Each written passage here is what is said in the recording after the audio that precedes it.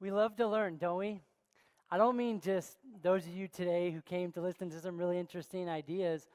I mean all of us, humans. It's a really human thing to learn. Since the beginning of mankind, we've been gaining knowledge. We've been exploring our worlds, inventing new and better ways to do things. Heck, TED is dedicated to millions of ideas for the sake of learning. There's millions of videos that we listen to every day for the sake of learning. We're very motivated to learn. It's a natural thing, and it's fun. I'm a new dad, and my daughter, Alina Rose, is quickly learning. I see this in her every day. She's learning to hold a bottle already. She's exploring our dog for the first time, right, who loves to give her kisses. And she's wide-eyed open when she sees every new image and color as we read with her. I swear she's already starting to learn to talk too. I'm pretty sure she said, "I love you" already.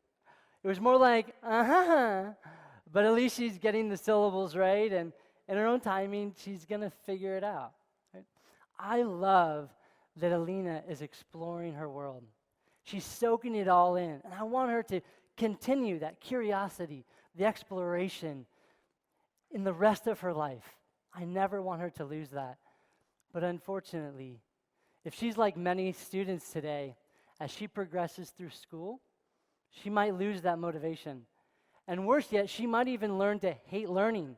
At least that's the way it might seem. We see this when students stop paying attention in class.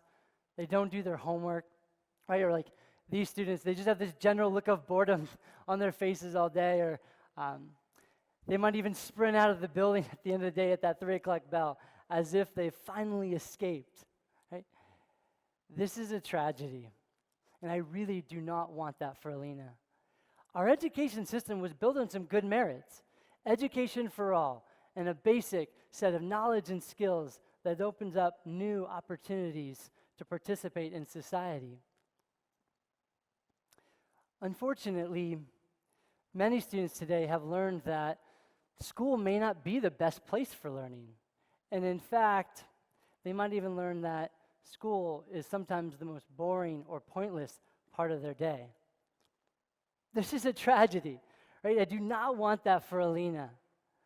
So how do we fix this problem? How do we motivate this unmotivated learner? Well, we can talk about strategies that we've talked about for years. Like, for example, we can think about accountability. Okay, the no child left behind, no excuses, or else you get detention. Okay, or we can think of a positive strategy, right? We can pay teachers more to work harder at it, right? As if they're not working hard enough.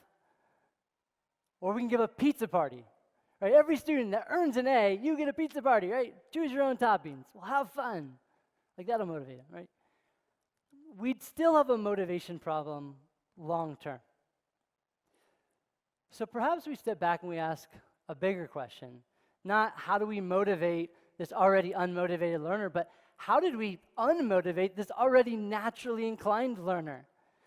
See, it used to be that we'd go to this physical building to learn. It was this novel idea, right? Nowhere else could we get this information, so we'd go to this physical building. There was a teacher and there were books, and we'd learn because that was the only place that we could access it, right? It was novel, and it was this portal of discovery and exploration. It didn't matter what we were learning because it was all new. Today's world is very different, right? With a touch of a button, a simple Google search, I can access pretty much any information I want. And usually there's a nice little video to go along with it. Okay? The world has changed. School is no longer a special place. In fact, if we think about it, it can be kind of a suppressive place, right? Everyone's the same age around you, doing the same thing. We're told not to talk, obey the rules. We're being told something that we probably could have found already on our phone, again, with a nice video or explanation that we can start and stop and replay as much as we want. How do we think about motivation for our students? Well, I think we ask a bigger design question. What if we stop thinking about this default understanding of school, throw out the desks, the textbooks, the teachers, the classrooms, and with a clean slate, we ask the design question: how might we motivate students by creating an environment in which is the best, most conducive environment to learning that taps into our natural curiosity to learn? Well, it's a good question. A few years ago, I was searching through TED Talks, and I came across a talk by Dan Pink, The Puzzle of Motivation. He also wrote a book, Drive. Many of you have probably seen this, I'm sure. And in the book and in the talk, he talks about 3 principles of motivation. But first, he challenges some of our traditional motivators, like rewards, and instead presents these 3 ideas of motivation: autonomy, mastery, and purpose. These 3 ideas that in environments that are more creative and ambiguous, like learning, perhaps are better motivators. So, what if we applied these to students? What if we created environments that took into consideration these 3 principles? Dan Pink defines them this way: autonomy. It's this drive to determine our own destiny, a voice in our own learning. Mastery. This drive to get better and better at things that matter to us. And purpose. This yearning to do what we do in the context of something bigger than ourselves. So imagine school if we redesigned around these 3 ideas. What would school look like if we allowed students to drive their own learning? They had a voice in what they learned, when they learned it, and how they learned it, rather than adults deciding those for them. Mastery.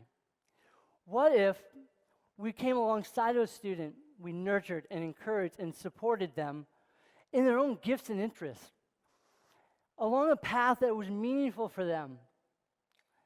This perhaps would change the role of the adults and the students in the room.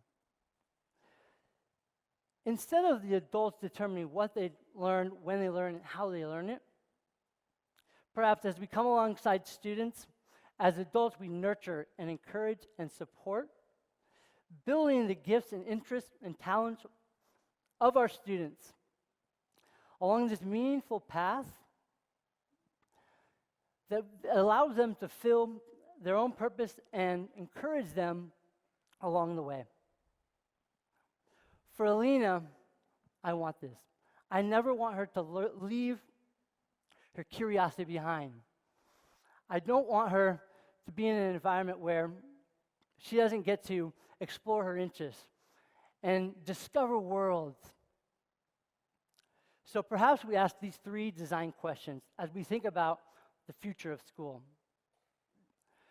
How might we design environments that allow students to drive their own learning process, a voice in what they learn?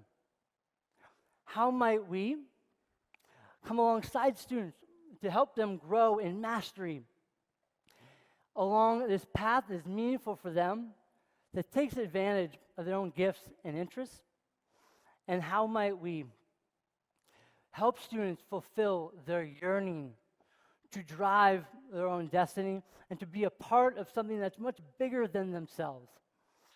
I believe Maria Montessori said it well when she said, to assist a child, we must enable them to develop freely by creating an environment in which this is possible. For Lena, I want this.